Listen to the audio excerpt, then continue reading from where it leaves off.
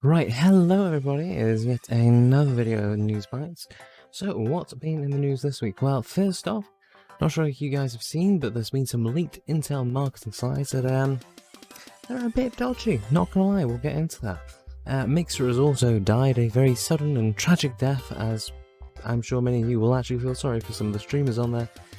And finally, Mercedes and Nvidia have signed a deal to hopefully implement AI into cars by 2024. All that and more after the intro. Also, as always, there will be timestamps down in the description below for what you want to find.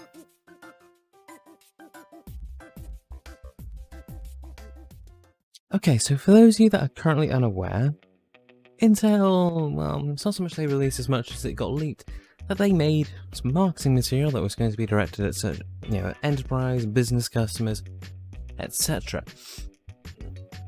The problem with it is that they are quite questionable.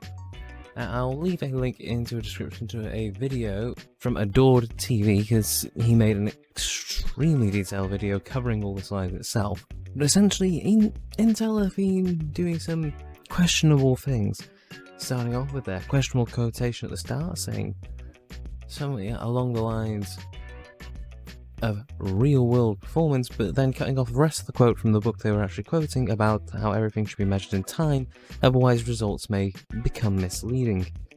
Which is sort of ironic when you start looking at the rest of their real-world benchmarking, that with Sysmark in particular looks more like real-world benchmarking. Other things include very bad comparisons, comparing a 3950X to a Core i7 9700K, not realizing that the 3950X is not really aimed at gaming, it's actually aimed at the higher end desktop market, nor even low-end workstations. And finally, the various things that they went ahead and did that are somewhat questionable, laptop lies. Essentially, what Intel decided to do was compare a 14-inch thin-light laptop from Asus, the Zephyrus G14 with a 2060 Max-Q, remember that, and a 4900HS, to their new 10th gen lineup, which was a MSI GL65, a 15.6-inch laptop that is more akin to a regular gaming laptop and therefore a lot bulkier, better cooling, and a full-blown 2060 mobile.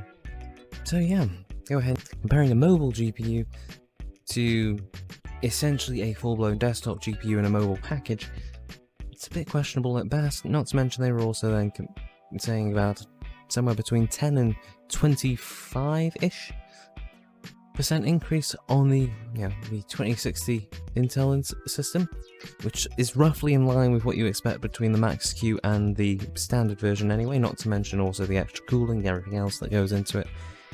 So yeah, that is highly questionable to say the least, and then also toting it around as a value option, forgetting that not only that the Zephyrus G14 is also designed to be a proper work laptop, being able to have very long battery life, etc. But, Intel will be Intel in their real-world benchmarking, as always. So I'm sure that some of you may have probably heard by now, but only yesterday, an announcement from Microsoft is that Mixer will be shutting down. Yes, users are now going to be redirected to Facebook Gaming, as well as current Mixer users will be redirected to use Facebook Gaming as well. On top of that, people that already apply for qualify for advertisement and so on will be referred to Facebook Gaming's partner program. I can't remember the proper name for it at the moment, but it has become a very sudden move considering that only a few months ago Twitch lost Ninja to, of course, Mixer in a $13 million deal, which is sort of questionable considering the fact that only months after that Mixer is gone. Now, it's not completely unexpected, to be fair, the sudden shutdown, whilst quite shocking in how rapid it has been, it's sort of understandable considering the fact that in the past year or so, the streaming market has, essentially grown by a full 100%, and some of their competitors too, Mixer in particular, have grown up by upwards of 280%, but in the past year, Mixer has only seen a 0.2% increase in viewership, I think from 37.1 to 37.3 if I'm not mistaken. That is an absolutely minute increase, and it's kind of understandable that Microsoft can see that it's not growing. They're better to get rid of it so they can move on with their own ideas of, cloud streaming when it comes to Microsoft and the Xbox Cloud service. And finally for today, Mercedes and Nvidia have signed a deal to hopefully implement AI into self-driving cars by 2024. Nvidia CEO Jensen Huang was noted in saying, "We are excited to work with Mercedes-Benz. It's the perfect partner for us given its long record of innovation and our strong technical relationship. It's clear from our extensive discussions with Ola and his team that we will share a common vision of the automobile of the future. Together, we're going to revolutionize the car ownership experience, making the vehicle software programmable and continuously upgradable via over-the-air upgrades.